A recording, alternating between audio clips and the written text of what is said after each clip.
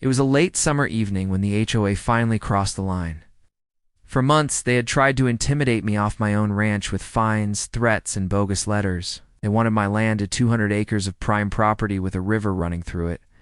Karen, their president, was the loudest and most aggressive. That night, she gathered her board in the cul-de-sac, shouting orders like she was running an army. I stepped out into my yard to see what the commotion was about when I heard her voice ring out, sharp and cruel. "Shoot him in the head. Don't let him step another foot." I froze, not from fear, but from disbelief. Was she really calling for violence over property she didn't own? Several of her so-called security men, little more than neighbors in tactical vests, raised their hands as if ready to follow through.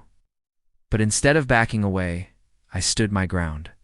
My boots pressed into the dirt of the land that had been in my family for generations, and I held in my hands something far more powerful than any of their threats: the box of evidence. I had spent weeks compiling against the HOA. Inside were bank statements, forged signatures, and secret contracts showing how Karen and her board had been siphoning HOA funds, overcharging residents and laundering money through bogus construction projects. For months, police investigators had tried to get their hands on proof. Every neighbor who suspected something had been too scared to come forward. But I had dug deep, hired a forensic accountant, and traced every dirty cent. The sound of sirens cut through the standoff.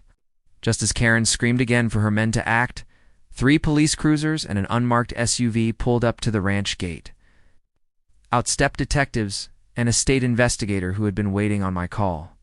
The men Karen had rallied with her false bravado lowered their hands immediately, realizing they weren't facing just me anymore. I raised the box in the air and handed it directly to the lead detective. "This," I said clearly enough for Karen to hear, "is what you've been looking for." The officers flipped through the files right there under the fading light. Karen's face drained of color as the weight of her crimes became undeniable. She stammered, pointed at me, and shouted, "He's lying. Arrest him." But nobody listened. Instead, the cuffs clicked around her wrists as they loaded her into the squad car. I stood tall in my yard, finally at peace. The HOA thought they could threaten me into silence. Instead, they gave me the perfect stage to bring them down in front of the entire neighborhood.